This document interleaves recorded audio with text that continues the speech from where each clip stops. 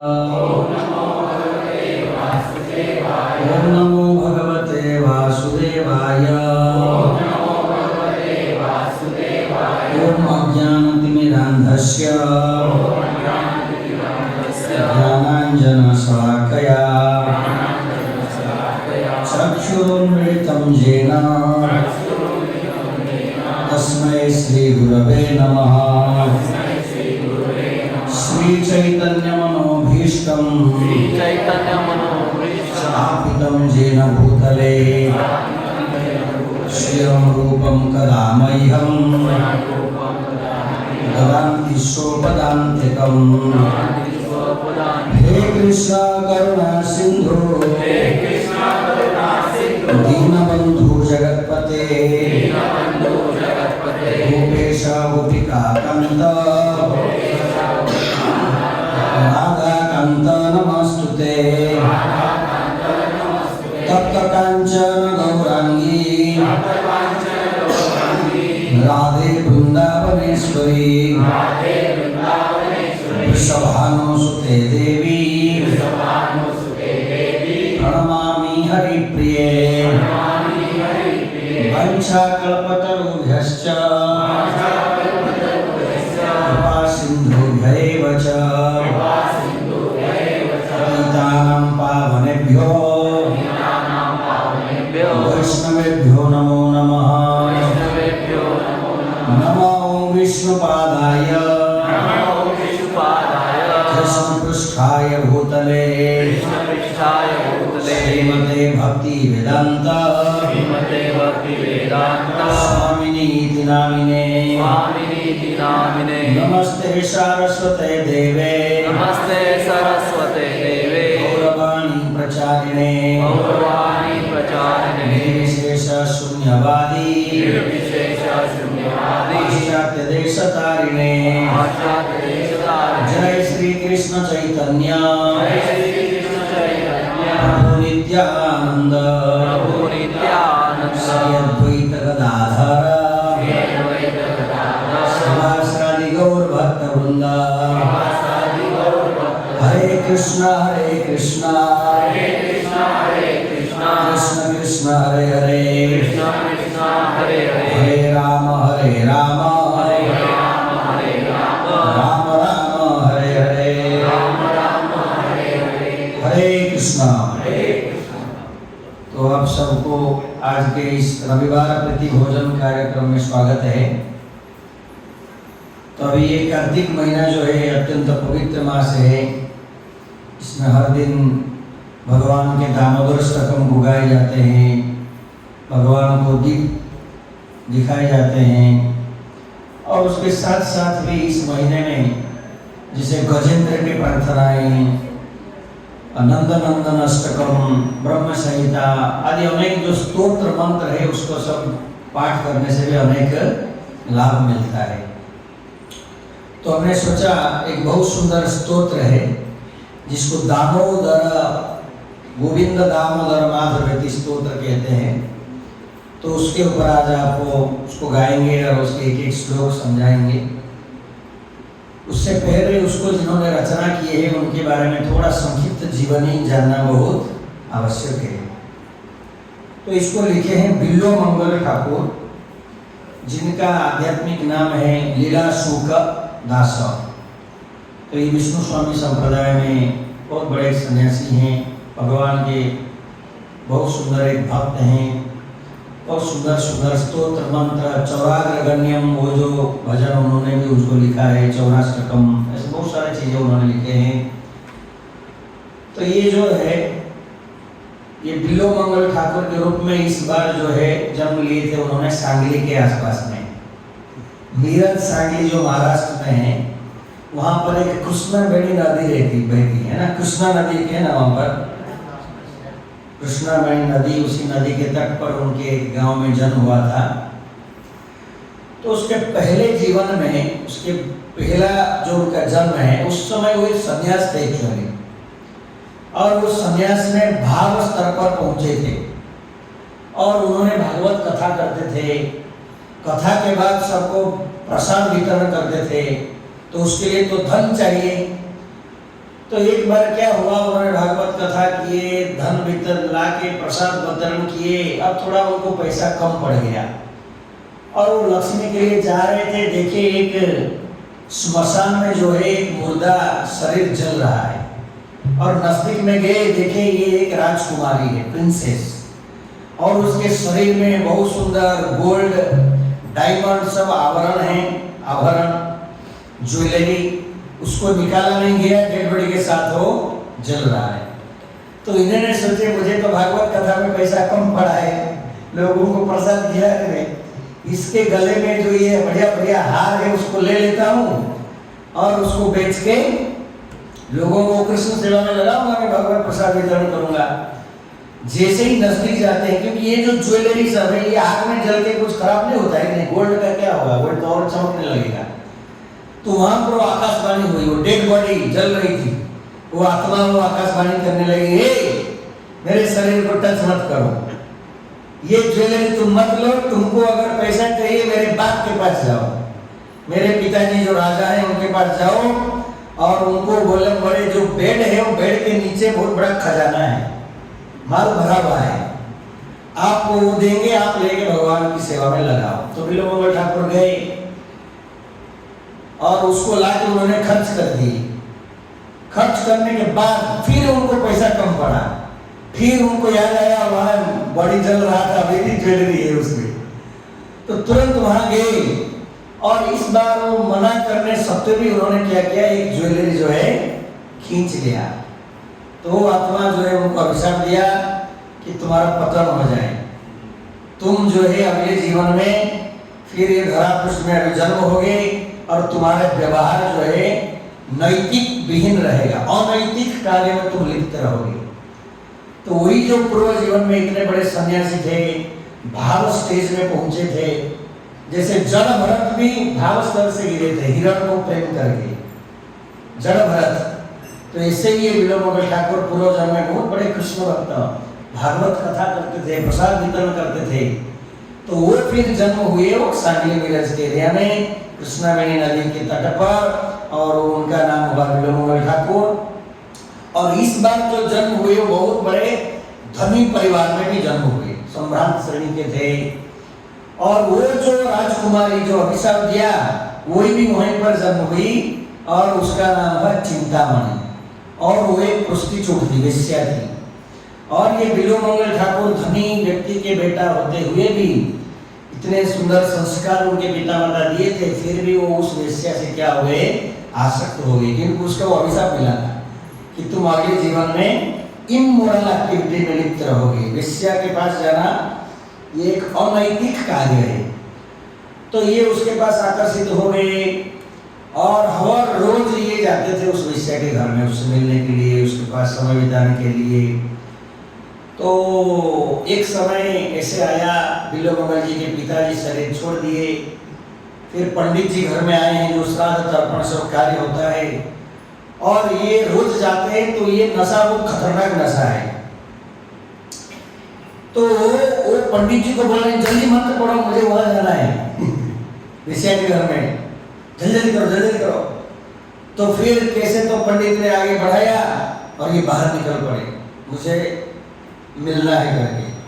तो उन्होंने क्या किया, जाके वो विषय के घर में जाने से पहले एक नदी आता है और वहां पर जो है देखिए कि बहुत बारिश हुआ है और नदी जो है भरा हुआ है। तो ये सोचे कैसे जाएंगे, और उधर चिंतामणि सोचने लगे कि आज इतना बारिश हो रहा है, आज शायद बिलोमंगल नहीं आएंगे। तो उन्होंने अपना दरवाजा झरका सब बंद करके सो गए। और ये बिलोमंगल जी, मैंने बताया ना, ये नशा सबसे खतरनाक और हाईएस्ट नशा है। दारू के नशा तो बोतल को पीने के बाद नशा होता है, समझ आ रहा है।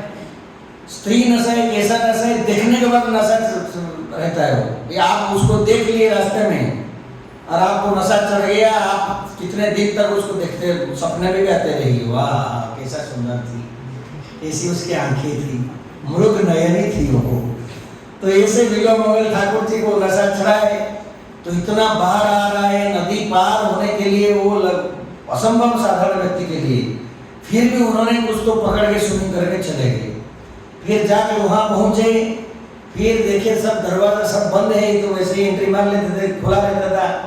तो उनको रस्सी जैसे कुछ तो लगा और उसको पकड़ के इन्होंने घर के अंदर चले गए, छलांग लगाई झरका से। फिर जब वो चिंतामणि देखी, बोले बाप रे बाप, तुम कैसे आ गए आज? मैं सोचा तुम आएगा नहीं ना। मैंने नदी पार किया, ऐसा एक लकड़ी आ रहा था तो देखे तो वो लकड़ी नहीं था। चिंतामणि बोली चलो देखेंगे क्या है, कौन सा लकड़ी? देखा तो एक डेड बॉडी है। अंधेरा में वो इतना नशा चढ़ा हुआ है, वो डेड बॉडी को पकड़ के पार कर लिए। बोले तुम हमारे घर को कैसे एंट्री मारा? ना ऐसे रस्सी लटक रहा था, देखा तो रस्सी नहीं था। दोनों जाके सर्च किए, वो क्या था? भयानक सर्प। तो चिंतामणि बोला तुम मेरा ये रक्त मांस पूज कफ से बनाया हुआ शरीर के प्रति इतना आसक्त हो, इतना ही आसक्ति अगर आप भगवान कृष्ण के लिए होते तो कृष्ण अभी मिल जाएंगे आपको। ये एक सेंटेंस जो है उनको घुमा दिया। तो वहीं से वो वृंदावन की ओर निकले भगवान के नाम लेते हुए। लेकिन ये जो स्वभाव था उनका काम प्रवण, इतनी कामुक थे वो, तो रास्ते में गए, एक सुंदर स्त्री को देखे, फिर उनको विचारधारा आ गया। क्योंकि जिसको जो बीमारी है ना वो आता रहेगा। लोभी व्यक्ति कहाँ कुछ भी देखेगा उसको खाली धन की चिंता, लोभ ग्रास करेगा। तो ऐसे कामी व्यक्ति कहीं कुछ देखेगा, स्त्री मतलब उसको भावना आ जाएगा। तो एक सुंदर स्त्री को देखा उन्होंने और उन्हें वही विचार आ गया। फिर बोलने लगे धिक्कार है मुझे, धिक्कार है मुझे, धिक्कार है, मैं वृंदावन जा रहा हूँ कृष्ण की भजन करने के लिए। और फिर ये विचारधारा, फिर मन को समझा के फिर वहां से निकल गए दूसरे रोड में। फिर जा रहे हैं, देखिए एक सुंदर स्त्री वहां पर, फिर विचार ऐसे आया। फिर ये उस स्त्री को फॉलो करने लगे। वो स्त्री जा रही, उसके पीछे पीछे चलने लगे। फिर उस स्त्री अपने घर में गई, डर लगने लगा उसको। पति को बोला ये संत जैसे, तभी तो ये विरक्त हो गए थे ना, संत जैसे दिख रहे हैं, सब छोड़ दिए, वृंदावन जा रहे हैं। तब वो स्त्री बोलने लगी पति को, ये क्या बाबा जी मेरे पीछे कर रहा है? तो पति आके बाबा जी को पूछने लगा विलोमगढ़ ठाकुर को, व्हाट डू यू वांट, आप क्या चाहते हैं? ना मैं ये स्त्री को आलिंगन करना चाहता हूँ। तो वो बहुत ही सभ्य पुरुष था। तो उसने अपनी पत्नी को बोला देखो ये संत महात्मा है, इसका एक इच्छा है पूर्ण करना चाहिए हम लोग। फिर अपने पत्नी को बोले तुम सच धज के जाओ, उनको एक आलिंगन दो। फिर उस समय विलोमगढ़ ठाकुर के पास जब वो रेडी होके आ गई, विलोमगढ़ ठाकुर के माइंड में आया धिक्कार है, मैं एक वैरागी हूँ, मैं सब छोड़ छाड़ के बाबा जी बन के जा रहा हूँ कृष्ण को प्राप्त करने के लिए। और ये गृहस्थ हैं दोनों पति पत्नी, मेरे सेवा के लिए, संत सेवा के लिए, इस प्रकार की उनकी विचारधारा वो पत्नी को भेज रहा है। छी छी छी करके ऐसे विचारधारा आया। और वो पत्नी जब अकेले मिलने आई, उनको पति बोला चलो इस बाबा जी को आलिंगन दो। तो उन्होंने दूर से बोले मुझे आपके बाल में जो पिन लगाया हुआ वो थोड़ा दीजिए। तो पहले जमाने में बाल को लगाने के लिए आजकल का जो प्लास्टिक का सब आता है, क्लिप विप नहीं आता था, सब ऑरेंज का या बेल का सब बड़े बड़े कांटा होता है। तो माताएं बाल को ऐसे करके कांटा घुसा देते थे।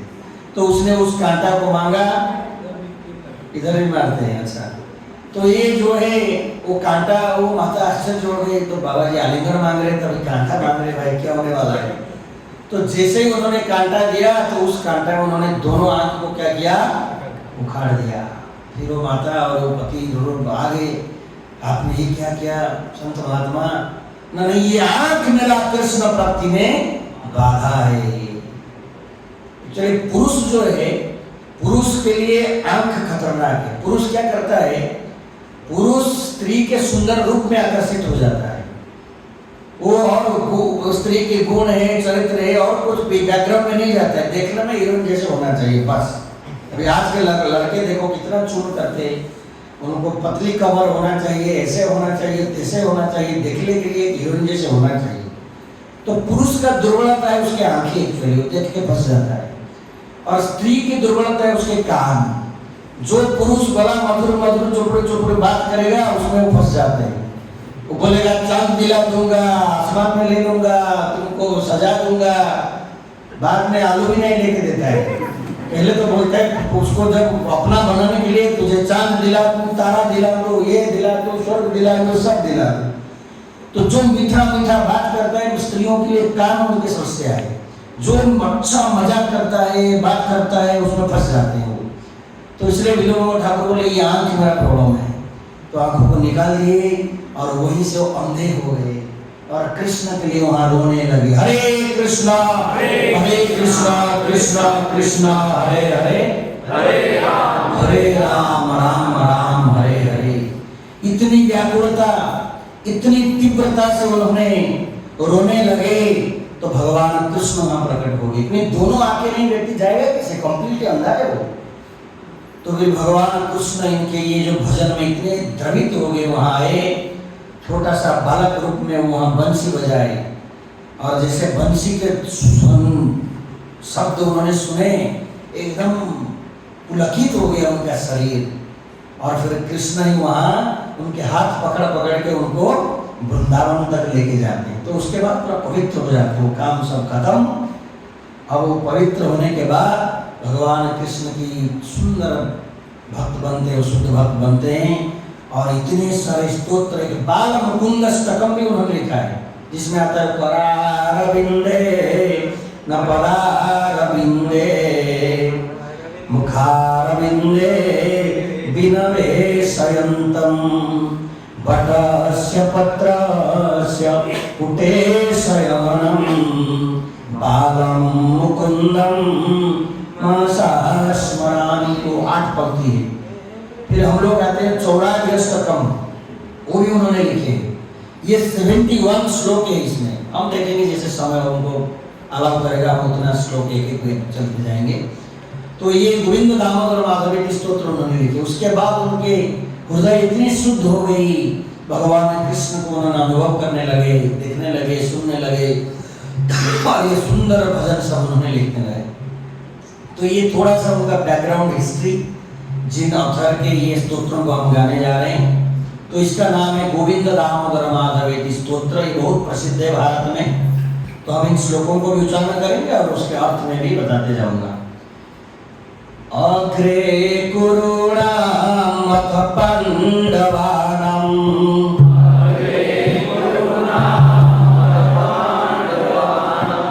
दुःशासनेन हृतवस्त्रकेशा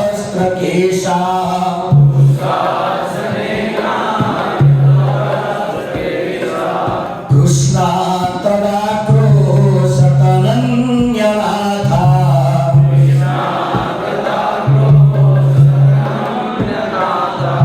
गोविंद दामोदर माधवेति।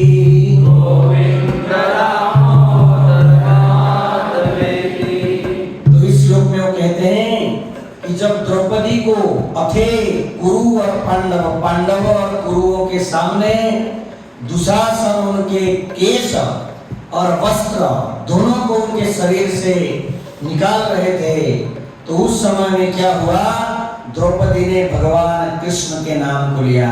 उनको पता चला और मुझे ये विषम परिस्थिति, ये संकट से मुझे कोई बचा नहीं पाएगा। तो उन्होंने क्या बोला, हे गोविंदा, हे दामोदरा, हे माधव। इस प्रकार उन्होंने जब पुकारा, वहां भगवान क्या किए, तुरंत प्रकट हो गए।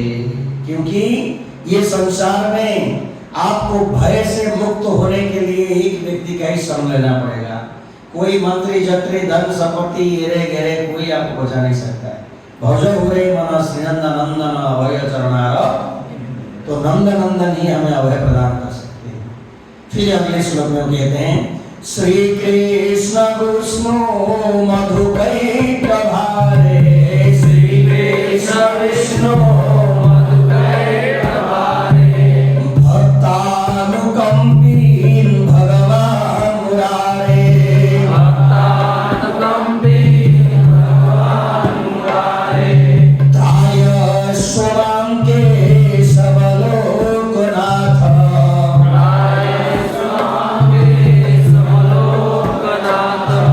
गोविंद दामोदर माधवेति, गोविंद दामोदर माधवेति। हे कृष्ण, हे विष्णु, जो मधु और कैटभ ये दोनों शत्रुओं के हरण हंता करने वाले, मारने वाले, ये मधु कैटभ जो है ब्रह्मा जी के सर से सॉफ्टवेयर कंपनी पूरा उड़ा दिए थे वो। आजकल हाईजैक होता है ना, देखिए बैंक अकाउंट से पैसा गायब हो जाता है, ऐसा होता है। किसी का बड़े बड़े कंपनियों का कि आपका कुछ बहुत अच्छे इंफॉर्मेशन लैपटॉप में है, वो हाईजैक कर लेते, फिर आपको फोन करके इतना लाख दो तब आपको ये मिलेगा। तो ये अभी शुरू नहीं हुआ है। ब्रह्मा जी के सर जो है कंप्यूटर जैसा है, सारे इंफॉर्मेशन ये दोनों असुर गायब कर दिए थे 4 वेद। फिर भगवान उनको मारे, तो इसलिए उनका नाम है मधुकैटभ डेमन को मारे। फिर वो कहते हैं भक्तानुकंपिन भगवान मुरारे, फिर मुरारी नामक असुर को भी भगवान कृष्ण मारे, इसलिए उनका नाम क्या हुआ? मुरारी। हे मुरारी, आप भक्तों के ऊपर बहुत कृपालु है, तो आप क्या कीजिए? त्रायस्वमान, मुझे क्या कीजिए? तार कर लीजिए, पार कर लीजिए इस भौतिक संसार से।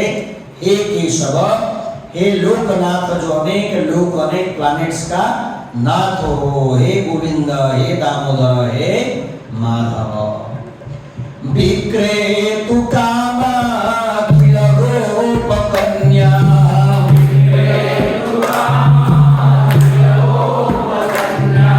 मुरारी पादा चित्त वृत्ति,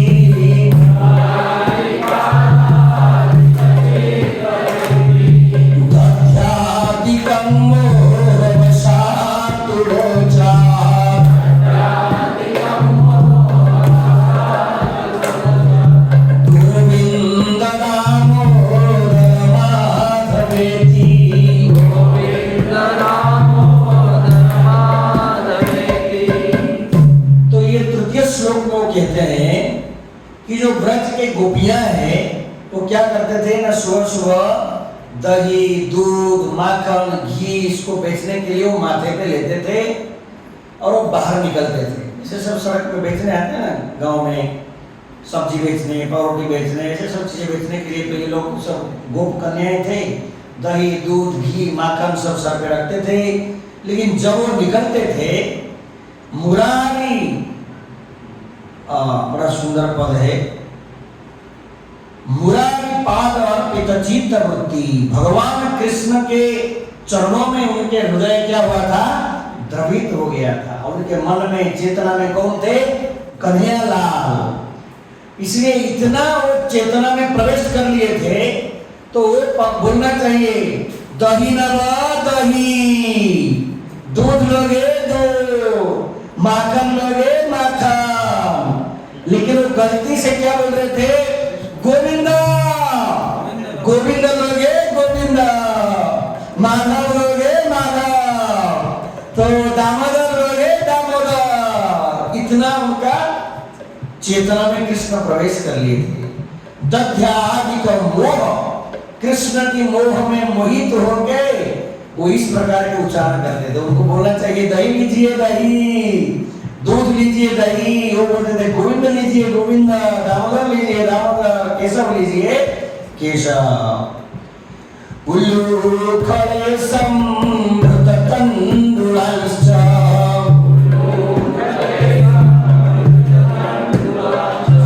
सैघटयन्त्यो मुसले प्रमुद्धा,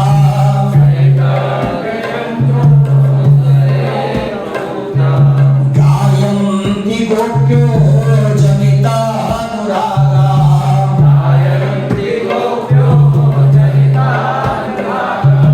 गोविंद नामो माधवेति,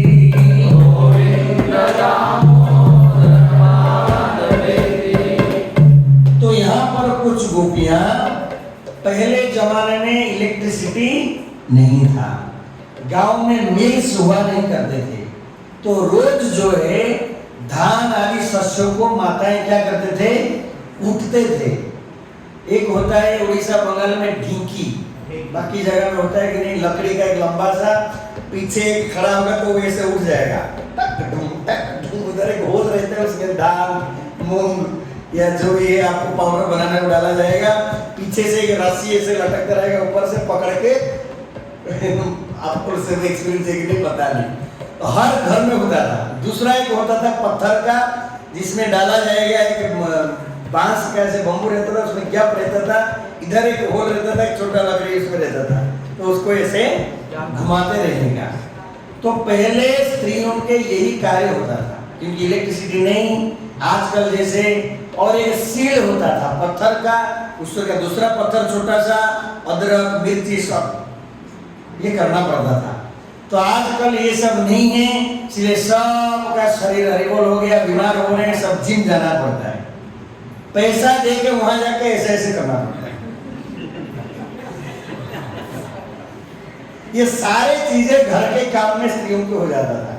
कुआं से पानी निकालते थे ऐसा ऐसा ऐसे, और जिम में जाके पैसा दे के फोकट में ऐसा ऐसा करना पड़ता है। सब स्त्रियां देखो यूट्यूब में भरा हुआ है, खाली वो कितने सारे करोड़ों कमाते हैं वो लोग सब यही करके बॉडी फिटनेस के लिए। बड़ा बड़ा सब शहर में कितने सारे स्त्रियां इकट्ठा होके हिंदी गाना लगा के नाचते हैं। क्या हो रहा है ना, फिटनेस चल रहा है। और घर में नौकरानी है, पोछा झाड़ू भी नहीं मारते। अरे झुक के थोड़ा झाड़ू मारो ये फिट रहेगा, झुक के पोछा मारो फिट रहेगा। अभी सब तो मशीन, पोछा झाड़ू का भी मशीन आ गया, बड़े बड़े घरों में वो एक लगा देते हो, झाड़ू पोछा करते जाएगा, सब चीजें ऐसा। तो खाली बैठे बैठे फिर जिम वालों को पैसा देना पड़ता है, उधर जाके ये सब करना पड़ता है। तो पहले जमाने में सारे स्त्रियां फिट रहते थे। क्यों फिट रहते थे? ये सब काम करते थे।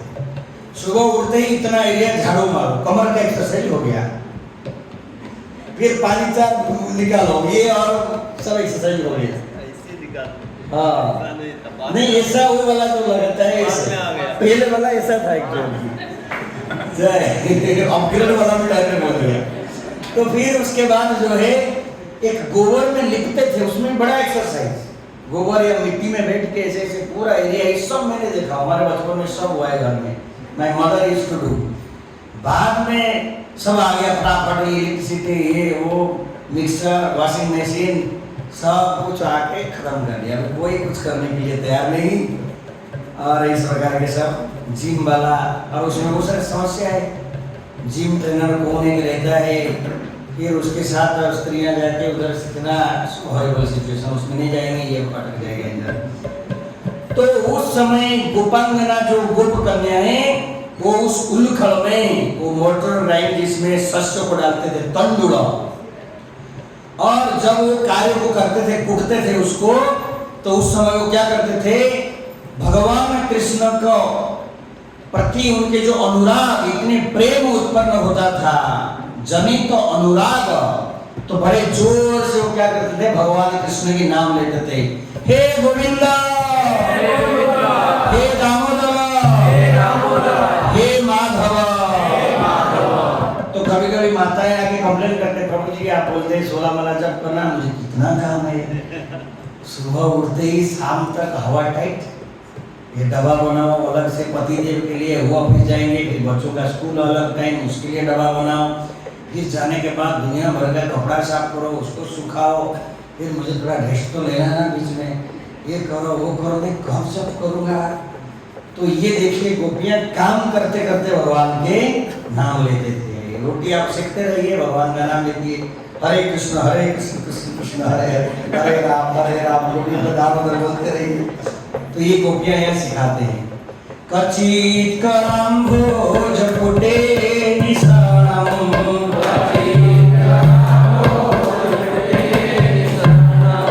क्रीड़ा सुखम किं सुकरात तुंडम,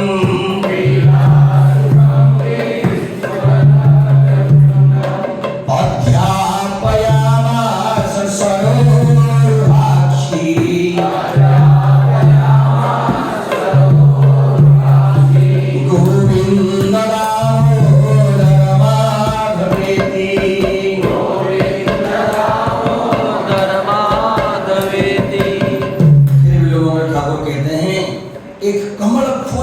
आंखें सुंदर कन्या क्या कर रही है ना, एक लाल चुंच वाली प्यारत को बोल रही, देखो आप क्या बोलो, गोविंद बोलो, दामोदर बोलो और माधव बोलो। फिर आगे के श्लोक में कहते हैं, गृहे गृहे गोपवधू समूह,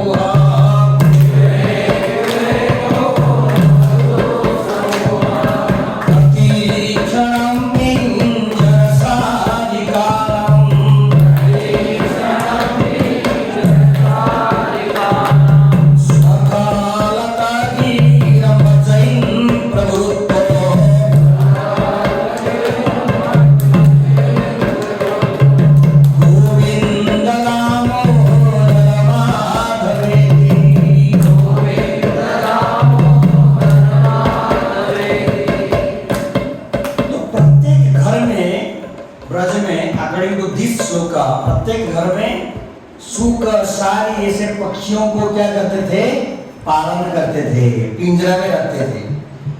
और इन पशु पक्षियों को आप जो सिखाओगे वो आवाज करेंगे। एक्चुअली जो तोता है और एक उसका जो फीमेल वाला पार्टी है, सारी बोलते हैं हम लोग उड़ीसा और बंगाल में, सारी बोलते हैं ना, बंगाल में भी सूक सारी, हिंदी में मैना बोलते हैं सारी। ये तोता से वो सारी जो पक्षी है वो और स्पष्ट बोलता है, एकदम मनुष्य जैसे उच्चारण करेगा।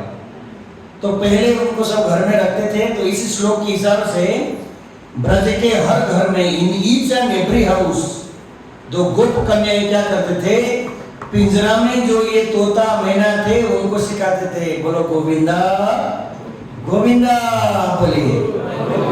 आप भी सब पिंजरा में हैं, हम सब पिंजरा में हैं। हम ये भौतिक संसार रूपक पिंजरा में बंधे हुए हैं, हम भी सब तोता है कि तो हमको भी गोविंद नाम लेना है। बोलिए गोविंदा गोविंदा, दामोदरा माधवा। तो तोताओं को ऐसे सिखाने से जैसे ही कोई आएगा वो ऐसे ही उच्चारण करेगा, भगवान का नाम लेगा। और आप उसको बोलोगे पिंटू पिंटू पिंटू पिंटू, तो कोई आएगा वो बोलेगा पिंटू पिंटू चिंटू चिंटू। और पिंटू चिंटू से क्या मिलेगा, इसलिए उसको सिखाना चाहिए राम राम राम राम, जय श्री राम, पूरा से मनुष्य जैसे बोलेंगे। तो ऐसे कुछ गोपियां क्या कर रहे हैं, तोता उनको ये सिखा रहे हैं।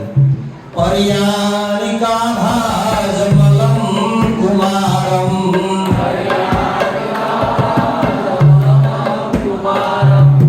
प्रस्वापयन्त्यो खिलगोपकन्या,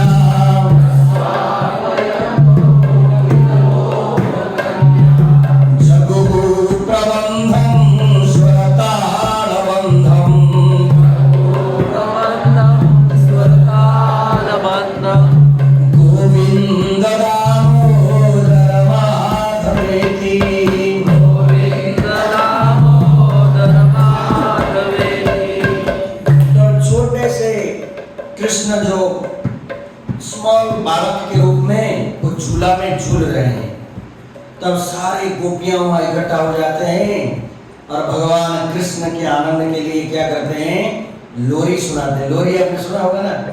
तो बच्चे जब सोते हैं, अभी वो बच्चे को देख के माँ घूम रही है, देखिए बच्चे ही खाली कपड़ा है, वो क्या है, बच्चा ही है ना, कुछ दिख नहीं रहा है बच्चा का, पूरा कपड़ा दिख रहा है। तो बच्चा का जो पकड़ते हैं, बच्चा जब सोता नहीं तो उसके पीठ में थोड़ा ऐसे मार मार के धीरे से गाना गाया जाता है। ये तो सब पे ऐसे ऐसे करते हैं, फिर वो सो जाता है। तो श्री कृष्ण भगवान जब बालक के रूप में वो स्विंग झूला में झूल रहे हैं डोरी में, तब ये बड़ा सुंदर से क्या कर रहे हैं, सुंदर सुंदर गीत को गा रहे हैं ब्रज भाषा में। और वो गीत सब भगवान के लीला ही होता है, सब चीजें। इसी महीने में दामोदर मास में ये लीला हुआ था।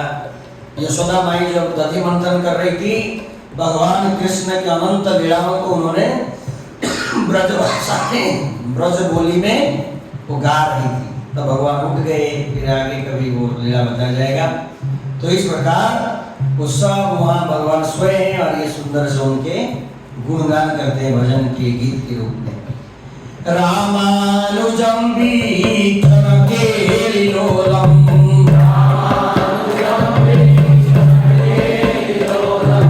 गोपी गृहीत्वा नवनीतगोलम,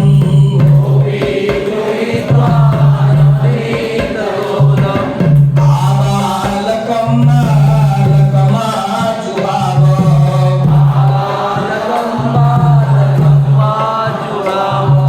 गोविंद दामोदर माधवेति, गोविंद दामोदर माधवेति। तो भगवान श्री कृष्ण रामानुज, वो राम के अनुज है। राम शब्द का अनेक अर्थ है। बलराम का नाम भी राम है और रामचंद्र का नाम भी राम है। कृष्ण को भी राम कहा जाता है, रमण किए उन्होंने। राधिका रमण राम, राधिका रमण राम, गोपिका रमण राम, गोपियों को रमण किए राम, राधिका रमण राम। तो भगवान श्री कृष्ण जो बलराम जी के भाई, छोटे भाई रूप में जाने जाते हैं, वो क्या करते हैं, बड़े सुंदर से थोड़े से नटखट मिस्चीवियसली क्या करते हैं ना, गोपियों के साथ या गोप बालकों के साथ जब खेलते थे तो गोपी उनके रेस्टलेस, उनके आंखों को कभी रेस्ट नहीं मिलता था, वो देखने के लिए तड़पते थे। आज कृष्ण ने क्या किया, कहाँ क्या चोरी कर रहा है, क्या कर रहे हैं। भले ही ऊपर से आते थे माँ को कंप्लेन करने के लिए, लेकिन उनका इच्छा क्या रहता था, ऐसे ही चीजें चलते रहे। खाली ऊपर से आते थे। जैसे गौरांग सुंदर भी जब छोटे बच्चे थे तो निमाई गंगा नदी में जाके खूब ऐसे नटखट करते थे और सारे ब्राह्मण आते थे, अरे तुम्हारा लड़का क्या राजा है क्या, वो खेलते खेलते हमारे ऊपर पानी छिटकता है, हम स्नान करके बाहर आते हैं मिट्टी फेंकता है, ऐसे सब करता है। बाद में ये सब बोलते थे चलो आज डंडा लेके मारता हूँ उसको, सुधारूंगा। नहीं नहीं नहीं, छोटा बच्चा है उसको छोड़ दीजिए। ऐसे ही सारे गोपियाँ आते थे कंप्लेन के लिए, फिर माता को बोलते नहीं नहीं छोड़ दीजिए कोई बात नहीं।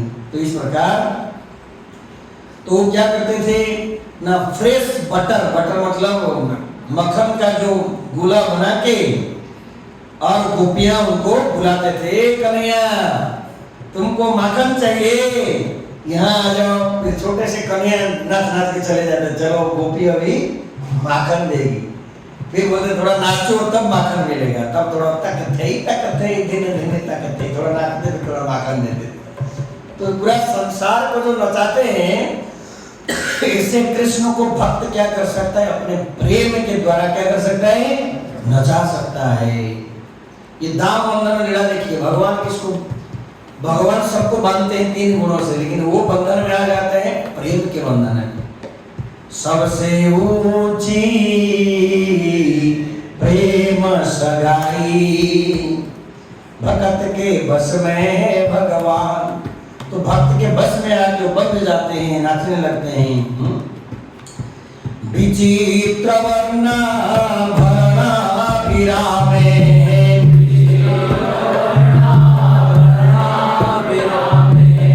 इच्छो हि भक्ताम्बुजराज हंसे,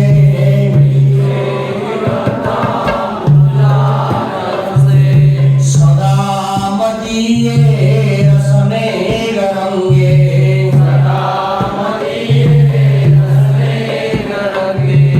गोविंद दामोदर माधवेति, गोविंद दामोदर माधवेति। तो रसना मतलब जीवा को बोलते हैं संस्कृत में रसना। तो कहते हैं बिल्वमंगल ठाकुर कि आप क्या करो, जैसे स्वान मतलब हंस। अभी इस्कॉन कारवार में वहाँ कोने पे 2 पक्षी हैं, वो हंस नहीं है, वो क्या है, वो बतख है। बतख और हंस में बहुत अंतर है। जब जो भगत उनको लेके आए, एकदम छोटे थे वो, तब वो हंस सोच के लेके आए थे और वो खुशी से बोलने लगे प्रभु मैं दोनों हंस लेके आया हूँ। लेकिन वो हंस बड़े होते होते क्या रूप ले लिए, बतख के रूप ले लिए। तो हंस जो है देखने में बहुत सफेद है और उनका जो गला का ये लंबाई बहुत हाई रहता है, देखने में बहुत सुंदर है। जैसे कमल फूल जो है उसको भगवान कृष्ण के अंगों के साथ तुलना की जाती है, ऐसे कई जगह में हंस का भी तुलना की जाती है भगवान के रूप में या कभी भक्तों के, इसलिए अनेक जगह में हंस का यूज होता है। तो ये हंस जो है ये आनंद लेता है। ये बतख जो है कुछ भी खाते हैं, ये मछली खाएंगे, आपका स्नेल खाते हैं। स्नेल पता चलता क्या बोलते हैं उसको, सिप्पी टिप्पी इधर कुछ लोकल भाषा में बोलते हैं। मछली भरली खिला सब खा जाएंगे वो। इधर तो राइस सांभर भी खाना शुरू कर दिया।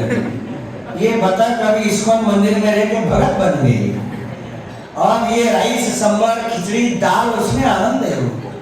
और बराबर भगत जैसे ब्रेकफास्ट लंच डिनर के टाइम पे प्लेट लेके बैठ जाते हैं, वो भी ब्रेकफास्ट लंच डिनर टाइम पे वहां से आवाज करते हैं। और भगत हमारे भरत प्रभु जो है उनकी सेवा है, वो तीनों टाइम देना उनको। जब भरत प्रभु नहीं है, सपोज आज नहीं आए हैं, उसी टाइम को इतना आवाज उस कोने से करते हैं, आपको पता चल जाएगा भाई उनका ब्रेकफास्ट का टाइम हो गया, उनका लंच का टाइम हो गया। तो बतख पूरा राइस सांभर दाल सब्जी इसमें पूरा खुश है दोनों, चेहरे भी देखो कैसे घटमुट हो गए प्रसाद खा खा के। तो इस प्रकार जो हंस है ये केवल कमल फूल, लिली फूल, उसके डंडे, उसके फूल के पंखोड़े, वो सब चीजें खाते हैं, वो ऐसे बाकी चीजें नहीं खाते हैं। तो वो आनंद लेते हैं कमल फूल में, कमल में। उसी प्रकार नीलकंठ ठाकुर कहते हैं, ओ माय टंग, हे मेरे रसना, मेरे जीवा, तुम भी आनंद लो। किसमें आनंद लो? ना ये कृष्ण नाम रूप का कमल फूल में। कि भगवान का नाम इतने आनंदमय है, इतने रसमय है। हे मेरे जीवा रूपक हंस, आप क्या करो? उसमें आनंद लो। हरे कृष्णा कृष्णा कृष्णा हरे हरे, हरे राम राम राम हरे हरे। अंकाधिरूढ़ं शिशुगोपगूढ़ं,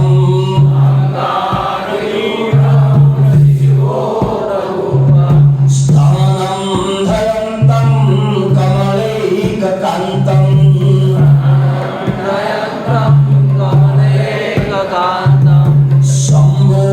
संबोधयामास मुदा यशोदा,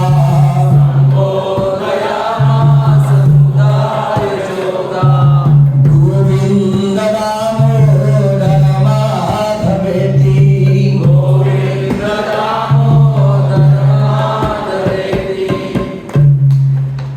तो भगवान श्री कृष्ण जो है, जो लक्ष्मी के संपत्ति है, अभी वो क्या किए हैं ना, काउ हर बेबी अर्थात एक स्मॉल गोप बालक के रूप में माँ यशोदा के गोद में बैठे हैं। और बैठ के क्या करते हैं?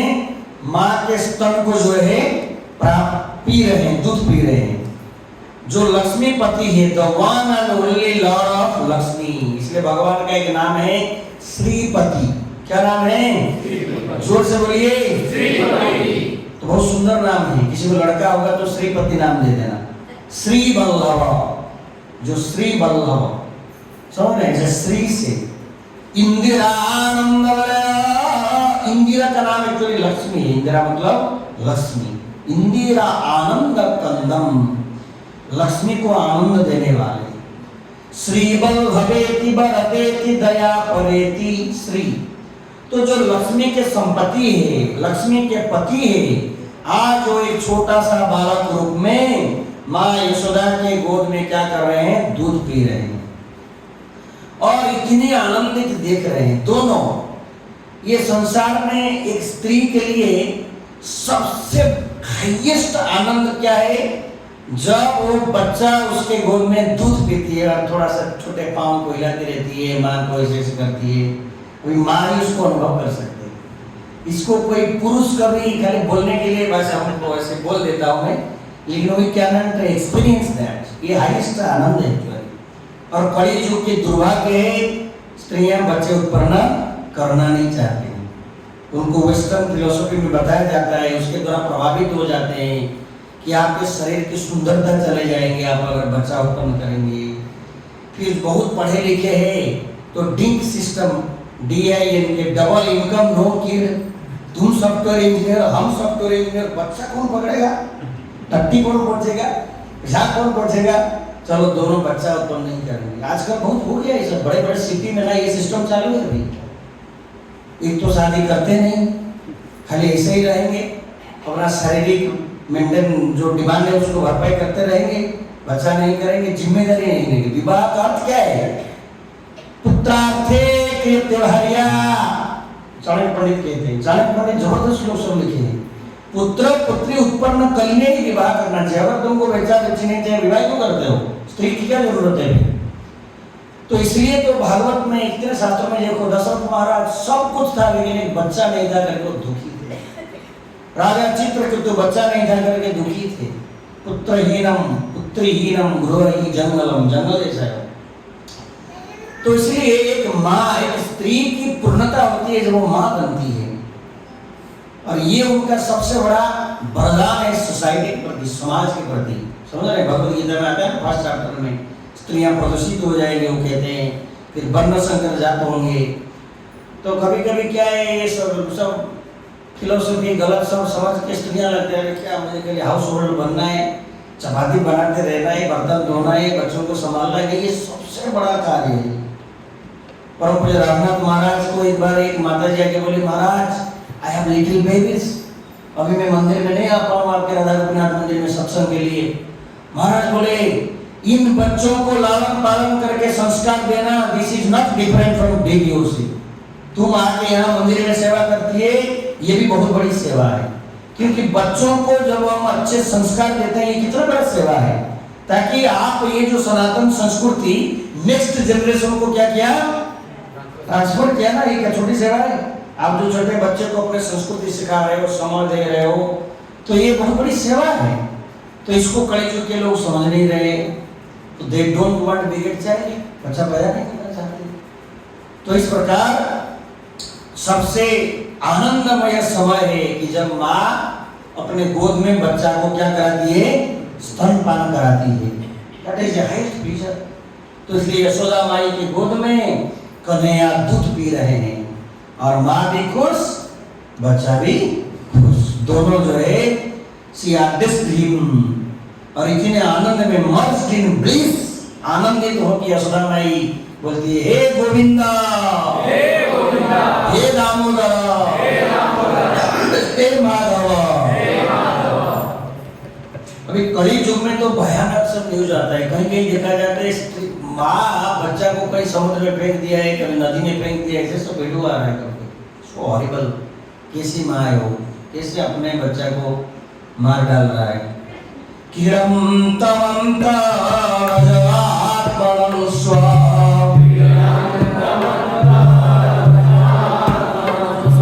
समं वयस्ये पशुपालमारे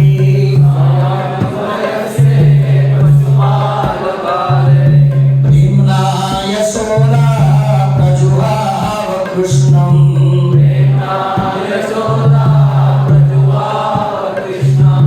गोविन्द दामोदर माधवेति।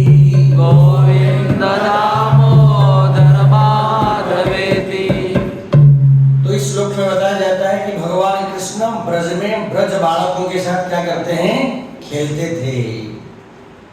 तो उनको यहाँ कहा जाता है पशुपाल, कि उनका क्या कार्य था, पशु अर्थात गाय चराते थे वो लोग सब।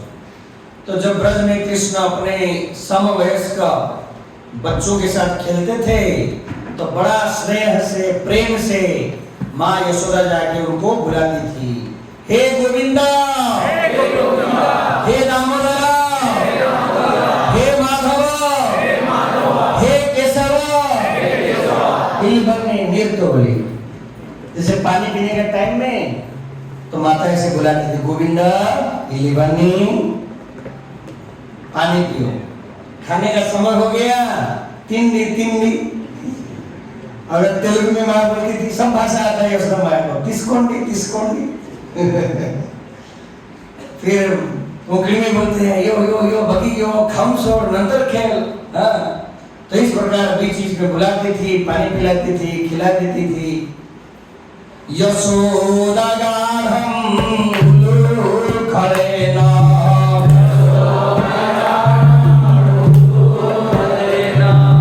गोकंठ पासे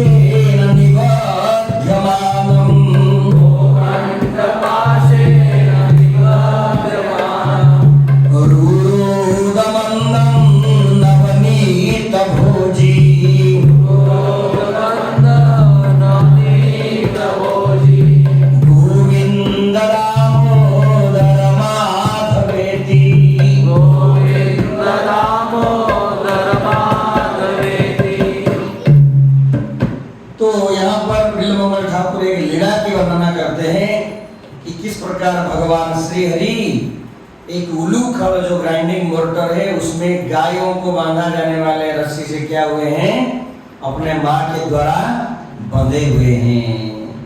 तो माखन चोर, द प्लंडरर ऑफ बटर, तो माखन चोर को माँ ने क्या किया, बांध दिया। तो ये अलग एक सुंदर लीला है। श्रीमद् भागवत के 10वें स्कंद के 9वें अध्याय में वर्णन आते हैं। तो उसमें वर्णन है कैसे बहुत सारे शिक्षा है उसमें। पिता माता को भी कभी कभी बच्चों को क्या है, थोड़ा सा पनिशमेंट आपको देना है ठीक करने के लिए। बाकी भक्तिमय बहुत सारे लेसन्स कैसे भगवान हमारे प्रयास को देख के हमें क्या करते हैं, कृपा करते हैं। जब भगवान देखे दृष्टवा स्वमात्र गायम, माँ के शरीर में पसीना देखे भगवान सोचे भागे भागे, कितना भाग रही है माँ मुझे पकड़ने के लिए, चलो अभी पकड़ में आ जाता। तो ऐसे अनेक लेसन है, वो अपने आप में एक बहुत सुंदर विषय वस्तु है दामोदर लीला। तो ऐसे माँ जो है बांध देती है तो भक्ति के बस में भगवान जो है आ जाते हैं। निजांगने कंकर के लोलम,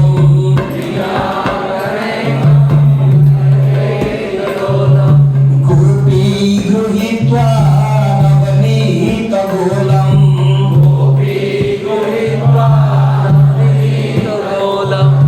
आमर्दयत पनितलेन नेत्रे,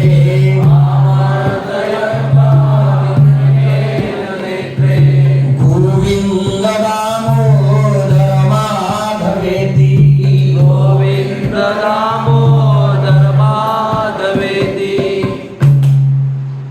तो एक बार बच्चे जो है कुछ एक चीज में उनका मन लग गया तो उसके साथ क्या करते हैं, खेलते हैं। समझ रहे, उनके पास कुछ दे दिया उसको लेके खेलते रहेंगे।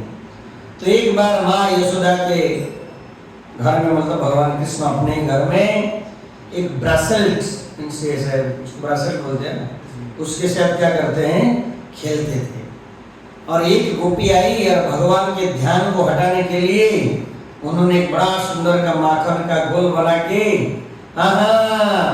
इलनोड़ी इलनोड़ी हंगपड़े, तो भगवान कृष्ण को अपने ओर आकर्षित कर रही, देखो देखो तुम्हारे लिए क्या लाए हो, वंसल नोड़ी नोड़ी नोड़ी। तो ऐसे करके उनको दिखाते हैं कि देखो मैंने आपके लिए क्या लाया हूँ, ताकि वो अपना खेल छोड़ के फिर यहाँ भागेंगे। गृहे गृहे गोपवधू कदम्बा,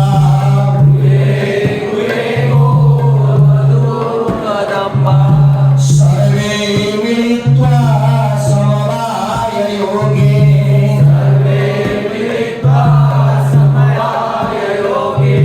पुण्यानि नामानि पठन्ति नित्यम्,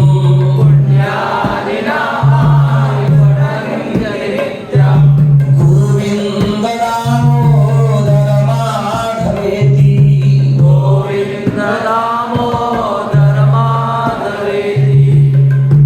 तो गृहे गृहे गोपवधू कदम्बा, कभी कुछ प्रोग्राम है या हर दिन घर के काम धंधा खत्म हो गया तो समवयस्क स्त्रियां एकत्रित हो जाते थे और एकत्रित होके वो गप्पा नहीं मारते थे। तुका खबर असा तेगेले घरात गीत झाले, तेगेले सोनोनी, तेगेले सास को दोन मारून गेले काही, मी दुसरा बोलते हई केन झालं गो, माका कोणी सांगेल ना। ऐसे दूसरों की चर्चा सुनने के लिए कान पूरा क्या हो जाता है, खड़ा हो जाता है। और जैसे भगवान के बारे में बोला जाएगा नींद आ जाता है, नहीं तो कुछ काम है करके व्यक्ति भाग जाता है। तो गोपियों ऐसा नहीं है, ये भक्तों का एक लक्षण है। भक्त मतलब उसको कृष्ण कथा, कृष्ण नाम में क्या होगा, रुचि होगा। हरे कृष्णा कृष्णा कृष्णा हरे हरे, हरे राम राम राम। तो सर्वे मिलित्वा समवाय योगे पुण्यानि, भगवान कृष्ण की जो नाम है, नामानि, ये नाम जो है ये बहुत सारे क्या करता है, पुण्य उत्पन्न करता है। मुझे भी कभी कभी लोग ऐसे बहुत प्रकार के मिल जाते हैं ट्रैवलिंग में, बड़ा सुंदर अनुभव है वो। कभी कभी कोई आर्गुमेंट करता है कि देखो आप हरे कृष्ण वाले क्या करते हो, खाली खा के अपना ध्वंस कर रहे हो, माला हिला हिला के। तो उनको पता नहीं, मैंने कभी समझा रहे भाई, हम जो नाम जप करते हैं ये खाली हमारा हित नहीं है, इसमें विश्व की सबका क्या होता है, कल्याण होता है। अच्छे कार्य हो बुरे कार्य हो, ये दोनों चीजें सबके ऊपर क्या करता है, प्रभाव डालता है। समझ रहे हैं? तो इसलिए जब हम नाम संकीर्तन करते हैं ये सबकी कल्याण होता है। पहले सब होता था विश्व शांति महायज्ञ, अभी आपके गांव में यज्ञ होगा, विश्व को कैसे शांति मिलेगा? तो यज्ञ का ये सिस्टम है कि आप कहीं भी करो ये सबको कल्याण मिलता है। तो इसलिए भगवान के नाम जो है जब उच्च स्वर में कीर्तन की जाती है ये सब की कल्याण हो जाती है। हरे कृष्णा कृष्णा कृष्णा हरे हरे, हरे राम तो इसलिए पुण्य जो पुण्य मिलता है भगवान के नाम से, ऐसे ही नाम को गोपियां एकत्र होकर क्या करते हैं, पठन्ति नित्यम। यह नहीं लिखा गया है संडे संडे, पठन्ति भानुवारम भानुवारम स्कंद हवार मध्य। रोज होना चाहिए एक्चुअली, रोज। देखिए आप श्लोकों को पढ़ेंगे क्या बोल रहे हैं, सुनना माता जी नोड़ी क्या लिखा गया है, पठन्ति नित्यम। अभी रोज आप सदाशिवगढ़ से नहीं आ पाएंगे तो वहां इकट्ठा हो जाओ रोज। आपके घर में आजू बाजू के वहां सदाशिवगढ़ में जितने कोई नजदीक में उनको बुलाओ, आओ हम हर रोज क्या करेंगे, हरि कीर्तन करेंगे, भागवत पढ़ेंगे। तो खाली संडे संडे से काम बनने वाला नहीं है। तो इसलिए यहाँ बताया जाता है पठन्ति नित्यम। अभी कलि युग में क्या हो रहा है, काम धंधा खत्म हो गया, गांव में स्त्रियां इकट्ठा हो जाते हैं, ताश खेलते हैं, ताश खेलते हैं, लड्डू लड्डू खेलते हैं। तो पहले जमाने में पुरुष हो स्त्री हो काम धंधा कुछ नहीं, एकत्र होके भगवान का भजन कीर्तन इस प्रकार का सब कार्यों में लगे रहते। ये जब से टीवी आया ये सबको बर्बाद कर दिया। फिर टीवी के बाद उसके बाप आया मोबाइल, ये खत्म कर दिया। ये और कुछ बचा ही नहीं कोई। हर किसी आवार वृद्ध वनिता, छोटा बच्चा उसको अभी बेचने के लिए हुआ नहीं उम्र, वो सोते सोते भी देखता है। और माता को लगता है ये बढ़िया है, कौन ये झंझट में पड़ेगा, उसको एक पकड़ा दो तो फिर वो पकड़ के ही सोता रहता है। तुम नहीं तो बेचने लायक हो गया तो वो बैठ के उसमें कुछ देखता रहता है। और ये फिर खिलाते हैं, अपने काम में व्यस्त हो जाते हैं। देखिए बच्चों को हैंडल करना ये सबसे टफ सेवा है, लेकिन माताएं अगर थोड़ा अपना सैक्रिफाइस करेंगे लेकिन उस बच्चा को आप सेव कर पाओगे। आपको लगता है अभी तो छोटा बच्चा क्या उसमें देख रहा है, नहीं उसका भी प्रभाव पड़ेगा। जब माँ के गर्भ में अभिमन्यु ने सीख लिया कैसे चक्रव्यूह में जाना है, जब माँ के गर्भ में प्रहलाद ने भागवत सीख लिया, ये तो बच्चा बाहर आ गया है, लड़ी बाहर आके नाना नौटंकी शुरू कर दिया है। तो ये आपका जो भी एक्टिविटीज वो कर रहे हैं आप कर रहे हैं उसके ऊपर प्रभाव नहीं पड़ेगा। इसलिए बी केयरफुल पेरेंट्स। इसलिए माताओं को थोड़ा कष्ट करना पड़ेगा, समझ लो उसको मोबाइल पकड़ा के आप फ्री मत हो जाइए, उसको उसको घुमाइए, उसको ये कीजिए। तो हर माताएं आजकल उसको मोबाइल पकड़ा देते हैं, फिर वो उसमें कुछ देखता रहता है। तो बहुत सारा समस्या एक्चुअली उसका है। बाकी छोड़ो, उसका जो रेज है ना, क्या बोलते हैं उसको, रेडिएशन, ये सब प्रभाव पड़ता है एक्चुअली। साइंस ने प्रूव किया ये सब चीजें। और ये इतना हमको पागल बना के रखा है, ये शयने सपने जागरणे बाथरूम टू अल्टर ये सब जगह ये साथीदार रहते हैं साथ में, लेकिन इसको छोड़ नहीं रहता है कोई। अभी रेलवे का आपको इसमें मैसेज आएगा, हर चीज ये कंपलसरी हो गया। अब एक गृहस्थ मुझे शेयर करते, प्रभु जी मोबाइल इतनी डेंजर है, अब ये स्कूल वाले उसी में होमवर्क देते हैं, फिर मोबाइल पकड़ा के हम व्यस्त रहते हैं। वो होमवर्क देखते देखते और कुछ वर्क देख लिया, हो गया कल्याण उसका। जो चीजें उसको कॉलेज में आके सीखना चाहिए जानना चाहिए वो 5 साल में जान लिया, 10 साल में जान लिया, और उसका मती हो गया गड़बड़ एकदम। सब कुछ उसी में दिया जाता है, मोबाइल में ही। ऑनलाइन क्लास, बच्चों को ये मोबाइल पकड़ा है, माँ बाप कहेंगे वो क्लास चालू है। और आजकल टेक्नोलॉजी ऐसा है, क्लास भी चलता रहेगा, चेंज कर दिया कुछ ये अपना देखते रहेगा, ऐसे होता है हाई-फाई मोबाइल में, समझ रहे कंप्यूटर में। तो एक टैब खोला, उधर क्लास चल रहा है, ये दूसरा क्लास में घुसेगा नहीं।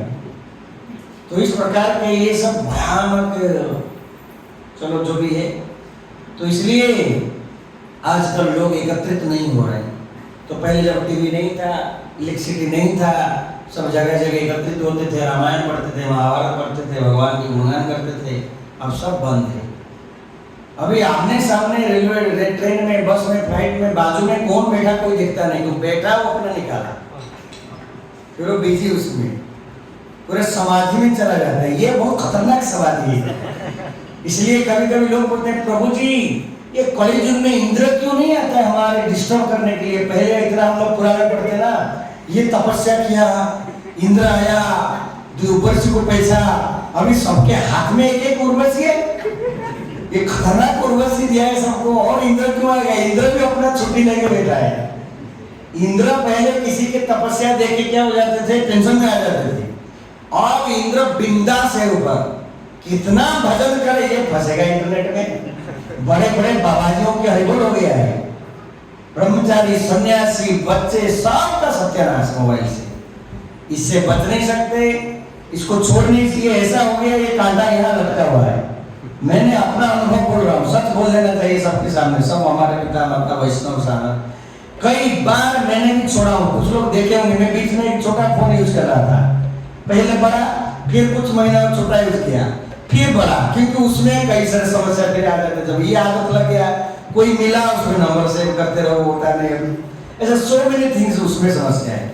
आजकल प्रोग्राम्स और व्हाट्सएप ग्रुप, ऐसे सब चीजों के लिए चलो थोड़ा सा इसको यूज करेंगे। फिर ये थोड़ा सा यूज जो है ये साथ साथ बाकी बहुत कुछ आ जाता है। तो इसलिए ये सबको खत्म करेंगे। इतने साल जो संस्कृति को मुसलमान बर्बाद नहीं कर पाए, या जो संस्कृति को अंग्रेज बर्बाद नहीं कर पाए, जो संस्कृति को टीवी बर्बाद नहीं कर पाए, छोटा सा चीज सबको फिनिश कर दिया, सब फिनिश। तो इसलिए पहले जमाने ये सब नहीं था, जीवन बड़ा शांति था। एक्चुअली यही सारे एंजाइटी के भी कारण है। आप 2 दिन फोन को फेंक के रखे थे, कितना शांति। ये जब पास में 1000 टेंशन, कौन आएगा, ये आएगा, वो आएगा, है कि नहीं? नरेंद्र स्वामी हंस रहे हैं, सही बात है कि नहीं? सारे अनर्थों के कारण है। तो पहले जमाने में सब नहीं था, लोग इकट्ठा होते थे, और इकट्ठा होते ही यही सब होता था। एक संपर्क शुरू होता था, ट्रेन में, बस में जाते हैं, रिलेशनशिप हो जाता था। अभी कौन किसको देखता है? कोई किसको देखता नहीं, सब पकड़ के बैठ जाते हैं, अपने आप में बिजी है। और ये टेक्नोलॉजी, इसको ज़्यादा जितना यूज करेंगे उसका एक रेडिएशन वाला ये प्रभाव भी बहुत पड़ता है एक्चुअली। तो ऐसे उस समय में स्त्रियां इकट्ठा हो जाते थे और भगवान का नाम लेते थे। अब I think we should stop here. लेकिन ये तो अनंत है, ये 15 श्लोक हुआ है, अभी ये 71 श्लोक है। तो फिर कभी देखेंगे, इसको ले सकते हैं, कभी इच्छा हुआ तो श्लोक नंबर 14 से आगे कंटिन्यू कर सकते हैं। मतलब 15 से शुरू होगा कभी अगर लेना है। बहुत सुंदर है। आप सबको अच्छा लगा? 15 कंप्लीट करेंगे। ओके। मंदारमाले वदनाभिरामं, मंदारमाले वदनाभिरामं, बिम्बाधरे पूरितवेणुनादं, बिम्बाधरे पूरितवेणुनादं, गोगोपगोपी जनमध्य संस्थं,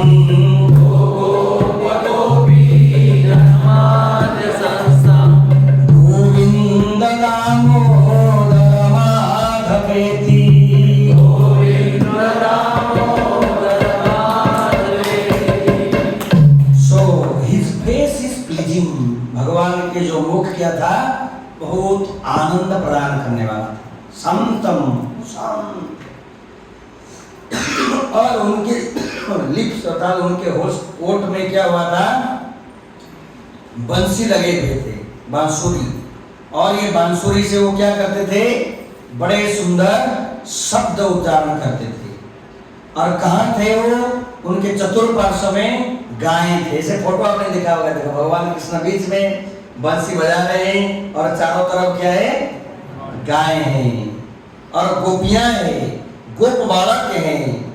और उन्होंने एक कोरल ट्री मतलब एक कल्प वृक्ष या सुंदर एक वृक्ष के नीचे वो खड़े हैं, और उसके चारों बंसी बजा रहे हैं। चारों तरफ जो है गाय हैं, गोपी हैं, गोप हैं।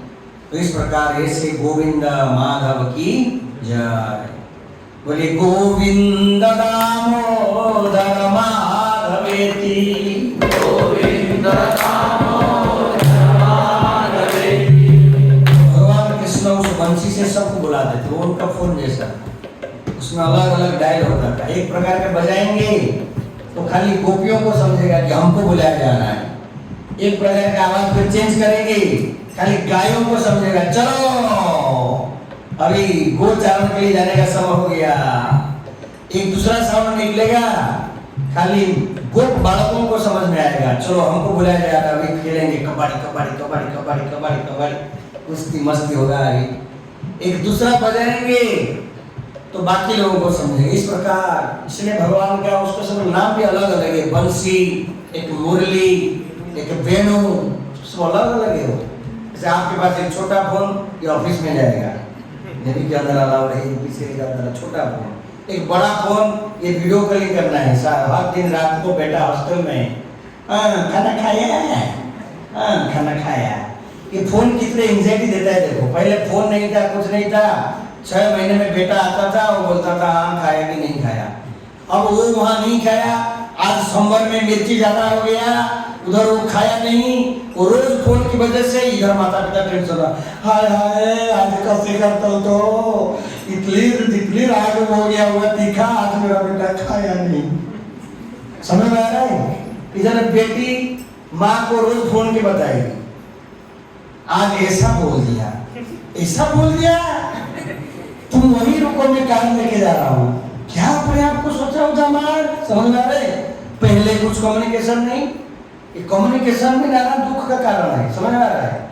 तू शादी करके घर पे इधर आया, अब यहाँ जो भी कुछ रोज फोन, ये सब मैं घरों में सब देखता हूँ, वो भी बता रहा हूँ आपको, रोज फोन। कन्या जो है अपने माँ को रोज आधा घंटा, उसमें फिर वीडियो कॉल। समझ में आ रहा है? तो हर चीजें वहां बताने से वहां से वो उधर से फोन करती है, ऐसा क्यों बोला, आज क्या प्रसाद बनाए, आज भिंडी की भाजी। भिंडी क्यों ना, बाकी कुछ लाते ही नहीं, लाते नहीं, क्यों नहीं लाते? मुझे फोन लो, मैं दामाद को बोलता हूँ रोज उसके लिए पेट्रोल लो, अंकुल लो, अमूल लो, पनीर लो। फिर दामाद का टेंशन, तुम हमारे परिवार में क्यों घुसेगी, हम क्या सब्जी लाएंगे क्या नहीं लाएंगे। ये सब अनुभव है, बहुत सारे लोग आगे से बोलते हैं कि देखो ये सास मेरे घर में क्यों प्रवेश करेगी, मेरे घर का राजनीति में क्यों दिमाग लगाएगी, हमको क्या खाना है क्या रहना है। समझ आ रहा है? तो सब समस्या, महासमस्या है। मोबाइल, कन्या फोन करेगी, कमर टूट गया, क्यों टूट गया, कपड़ा धो रहा, वॉशिंग मशीन नहीं लाया, फिर वो उधर डालेगा दामाद को, एक वॉशिंग मशीन लो, फिर ये इसका सर गरम, तुम क्यों हमारे घर में पड़ता है वॉशिंग मशीन हम लाए कि हम लड़के के कपड़ा दिए। तो ये सब सुनो प्रॉब्लम्स। हॉस्टल से माँ बाप रोज फोन करना, बाप रे बाप, हरि बोल, वो एक 7 दिन का कथा होगा उसके ऊपर। चलो हरे कृष्ण, श्री बिल्वमंगल ठाकुर जी की, गोविंद नाम माधव स्तोत्र की, कार्तिक मास की। फिर कभी अगर इच्छा है तो 16 से उसको कंटिन्यू कर सकते हैं, बहुत अच्छे स्तोत्र है, बहुत सुंदर सुंदर उसकी मीनिंग है। इसके आगे और बड़े बड़े सब आएंगे।